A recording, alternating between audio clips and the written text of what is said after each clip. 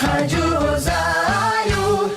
Você pode interagir conosco. Inscreva-se no canal. Deixe o seu like. Se quiser, também comente e compartilhe este vídeo. Doar sangue salva vidas. A doação de medula óssea também é uma maneira de fazer a diferença na vida de quem necessita. Porém, muitas dúvidas cercam este assunto. Quem pode ser doador? Como é o procedimento? E outras questões. Por isso, hoje, vamos conversar com Alexandra Mazoca, que é coordenadora de captação de doadores do Hemopasso de Passo Fundo e está no telefone conosco hoje. Bom dia, Alexandra. Agradecemos a disponibilidade em conversar conosco. Bom dia a todos os nossos ouvintes. Quem agradece sou eu, levar informação ao nosso doador. Sempre é muito importante para que cada vez a gente tenha mais pessoas conscientes, né, sobre as duas formas de doação e de ajudar as pessoas. Alexandra, não há nada que substitua o sangue. Por isso a importância de ser o doador voluntário. Existem também algumas condições que a pessoa precisa apresentar para se tornar um. Exatamente, né? Infelizmente, com toda essa evolução tecnológica, né, ainda não se conseguiu descobrir um substituto para o sangue, né? Apenas mesmo o gesto solidário de outras pessoas, para que a gente consiga extrair, então, essa matéria-prima importante para muitas pessoas, né? Não é só nos casos dos acidentes, mas também aqueles pacientes que têm as doenças crônicas, né? Que tem, por exemplo, uma anemia falciforme, né? Que faz o uso contínuo do sangue durante a terapêutica do seu tratamento.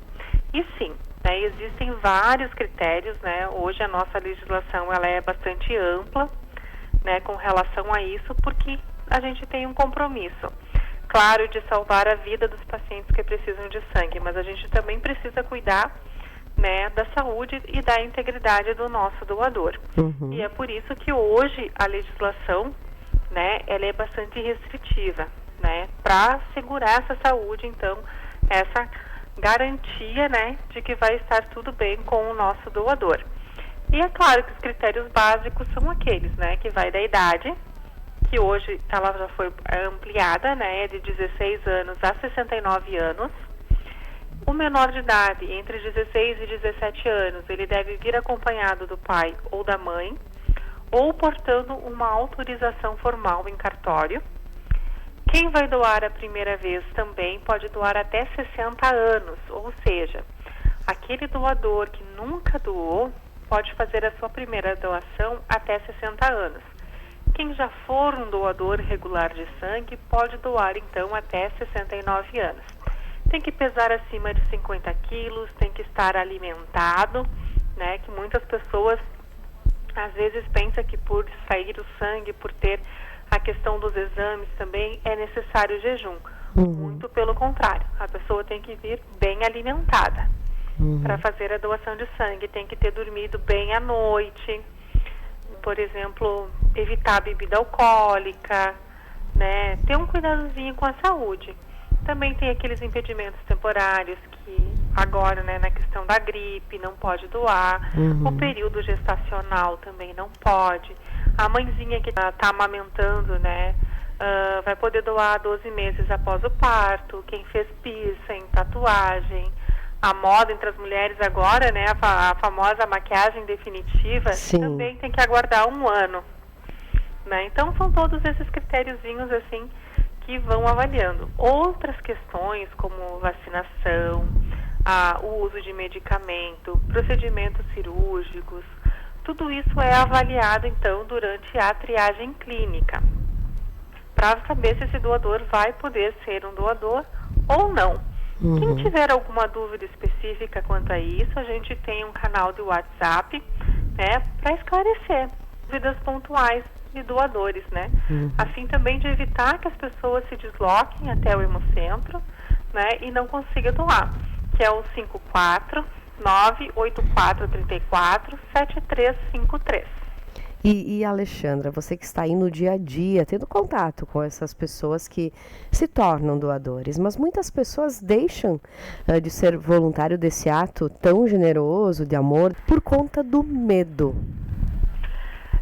Sim, Infelizmente, ainda o medo da agulha, o medo do procedimento e até, vou te dizer, do jaleco branco. Né? Tem algumas pessoas que têm essa síndrome assim.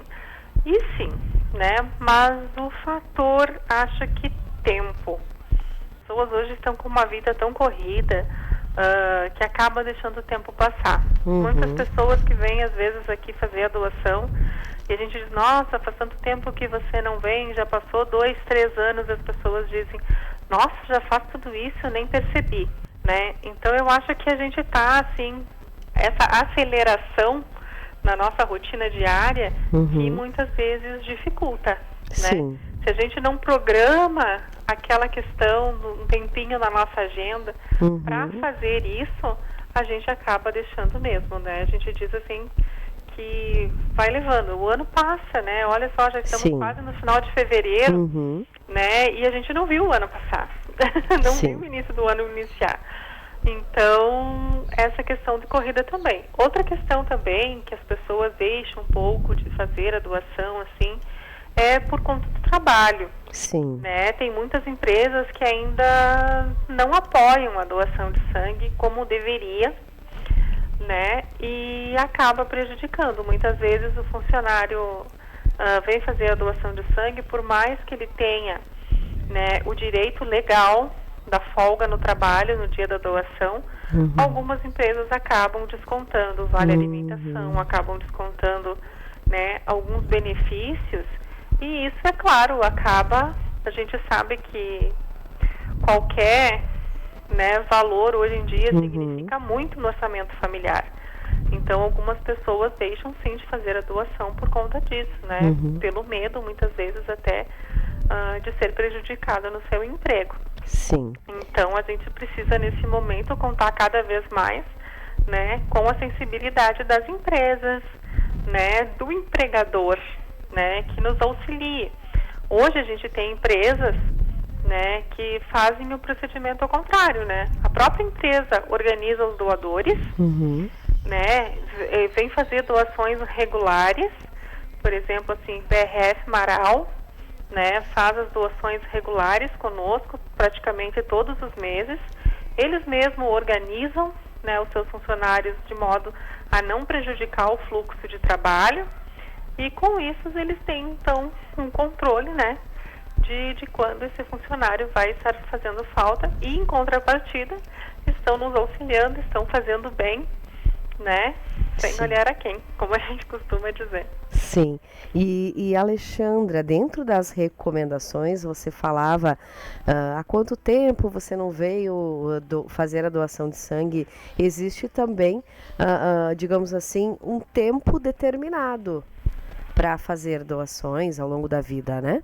Exatamente, né? Homens, ele tem o prazo legal de 60 dias e podem doar até 4 vezes no ano. As mulheres, né, têm o prazo legal de 90 dias e podem fazer 3 doações no intervalo de 12 meses, né? Porque a mulher, ela tem a perda sanguínea, né, do ciclo menstrual, e por conta disso, então, né, tem um prazo um pouquinho mais reduzido do que os homens, assim. Mas, então, né, segue assim. A gente costuma dizer que se fizer 2 vezes uma doação no ano, já é o suficiente, né, para abastecer todos os bancos do Brasil e para que a gente não tenha nenhuma dificuldade em abastecimento.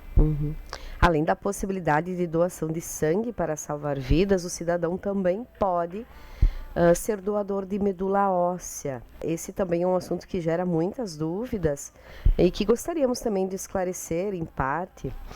Como se tornar um doador de medula óssea, Alexandra? Na verdade, ainda tem muitos mitos, né? O termo medula assusta um pouco a população, porque normalmente ela está associada à medula espinhal. E, na verdade, a gente sabe, né, que a medula óssea nada mais é do que a fábrica do nosso sangue. Ou seja, ela está localizada dentro dos nossos ossos, né? E até a forma de transplante hoje, com toda a nossa tecnologia, já está bem avançada, né? Ela pode ser feita como se fosse uma doação de sangue por aférese, né? Como se fosse uma doação de sangue, não só através da punção, essa Sim. punção óssea. Mas para se tornar um doador também é muito fácil, né? Tem que vir até o Hemocentro, portando documento de identidade, CPF, saber informar o endereço completo, telefone de contatos também é muito importante para que a gente consiga facilitar, né, a busca desse doador, localizar esse doador no momento de uma compatibilidade. O doador de medula óssea, a partir de julho do ano passado, teve uma mudança na legislação, então ele deve ter entre 18 e 34 anos, né, para realizar o cadastramento. Ele vem até o Hemocentro, faz o cadastramento com todas as suas informações pessoais, a gente vai coletar uma amostra de sangue, e essa amostrinha de sangue a gente encaminha então para o Hospital de Clínicas em Porto Alegre, que é, aqui no Rio Grande do Sul, responsável então para estar fazendo o exame de HLA, que é o exame que identifica então a histocompatibilidade desse doador. No momento de uma compatibilidade, esse possível doador de medula, ele vai ser contatado daí através do Redome, através do número do Rio de Janeiro, muitas vezes 021, né? O primeiro contato quem faz com esse doador é o registro, e vai solicitar que então ele venha até o Hemocentro para seguir, né, os outros protocolos, então, as outras etapas do pré-transplante. E é claro, né, que a gente sempre avisa que a gente procura esse doador em todos os cantos, rede social, em tudo, mas o mais importante é que ele sempre mantenha o seu cadastro atualizado. Do momento em que o doador de medula óssea realizou o seu cadastramento, até ele completar 60 anos, os dados deles vão permanecer ativos no sistema. E ele pode ser compatível com uma pessoa a qualquer momento. Então, a gente precisa localizar esse doador o mais rápido possível. Então, cadastro atualizado também ajuda a salvar vidas. E essa é a nossa grande missão no momento, né? Fazer com que as pessoas tenham essa consciência de entrar no site redome.inca.gov.br e lá na abinha doador atualize o seu cadastro, dá um cliquezinho e atualizar todas as suas informações para que esteja com o cadastro atualizado e a gente consiga então buscar mais rapidamente esse doador. Alexandra, antes você comentava sobre os prováveis receptores de sangue, né? Não só por conta de acidentes, mas outras doenças também. Quais são mais comuns de pessoas, pacientes que necessitam dessa doação, no caso da medula? Da medula, os portadores de leucemias, né? Infelizmente é uma questão que está muito ativa, muito preocupante, porque tem se visto cada vez mais, né, o diagnóstico das leucemias. Sim. Tem um crescente bastante assustador, né? A gente não tem como identificar o porquê disso, né? Mas a gente atende hospitais bem grandes, assim, e a gente tem visto, né, infelizmente, né, essa questão bastante frequente e cada vez, né, com pessoas mais jovens. Assim, de várias idades, e então, né, tem toda essa questão. Mas é claro, né, que existem outras, são 234 para mais, né, doenças que hoje são tratadas através do transplante de medula óssea, mas o principal, sim, é a questão das leucemias, né, das aplasias, enfim. Sim. E agora, se tratando da nossa região, é o Hemopasso em Passo Fundo, mas abrange diversos municípios na regional, certo, Alexandra? Certo. Hoje a gente tem contrato com 47 hospitais na região, né? A nossa região de abrangência são de 150 municípios, então a gente tem uma abrangência bastante extensa, né? E por isso a nossa demanda também, ela é bastante grande, digamos assim, né? Para conseguir abastecer, né, por exemplo, na questão do sangue, a gente precisa ter dentro da instituição cerca de 70 doadores por dia, né? Ultimamente, infelizmente, essa não é a nossa realidade, né? Época de férias, infelizmente, a gente sempre tem uma redução em torno de uns 40%. Esse ano, um pouco mais atípico, a nossa redução chegou além dos 50%, né, no número de doadores atendidos diariamente. Nós tivemos em janeiro o nosso pior janeiro, né, dos últimos 3 anos. E a nossa preocupação agora com relação ao feriadão de carnaval, ele é bastante preocupante, porque os nossos estoques estão, sim, em linha vermelha, como eu costumo dizer, né, em sinal de alerta, em estado crítico. Sim. Né? Então, a gente precisa que as pessoas que estão bem de saúde, né, que estão sem sintomas gripais, por causa da questão da Covid também, né? Infelizmente, a gente tem vários grupos de doadores que acabaram desmarcando porque uma pessoa positivou e acabam sendo sempre grupos familiares ou enfim, né? Então, acabam desmarcando os grupos todos e por isso essa queda tão brusca, assim, atípica, né, na doação de sangue. Sim, a gente vê também uma mobilização, não sei qual é a realidade dos municípios da nossa região, conhecemos daqui, de Serafina Corrêa, quando alguém, um munícipe, acaba por necessitar de doação de sangue, há essa movimentação de grupos irem até a cidade de Passo Fundo para fazer a doação, isso também é muito importante.